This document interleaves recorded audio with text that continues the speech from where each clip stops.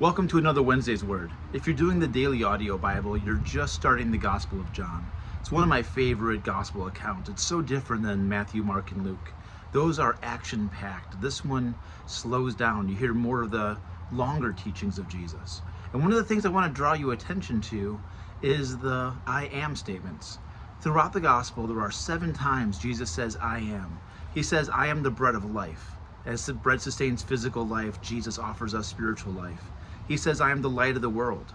We're lost in darkness without him. Light gives life and warmth. Darkness, especially back then until 1920, we didn't have universal electricity.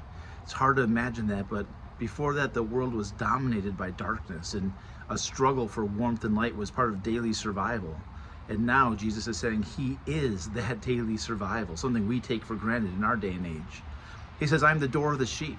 Just like a shepherd would protect a sheep and lay down his life, Jesus protects us, lays down his life, loses none of us.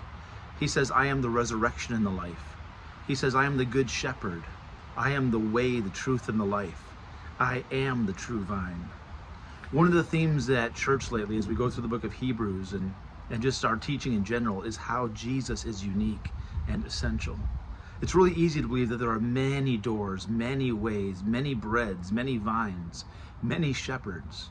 But Jesus, throughout this gospel, throughout the Bible, says, I am the one. I am the way, the truth, and the life. No one comes to the Father except through me. I am the good shepherd. Buddha doesn't lay his life down for you. Muhammad doesn't. They always ask you to lay down your life, to put down your works at the altar and prove that you belong to God. Jesus is the shepherd who laid down his life and earned your place for God. Christianity is different. Jesus is unique. He is the only hope that we have. And so as you go through John, slow down and focus on that. I know, and I've been there too, it's really easy just to get into the routine and get reading and what's David doing now, what's Jesus saying, what's the psalm, what's the proverb, just get through the text. But sometimes it's important to slow down and really think about it.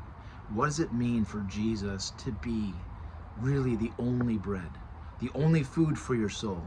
What does it mean for him to be the vine, the only place that you can find an attachment to something deep and rooted that gives you sustenance? What does that mean? If you can take the time and explore that, you'll see how precious, unique, and essential Jesus is, and maybe you'll love him just a little bit more. That's all we've got. Have a great day.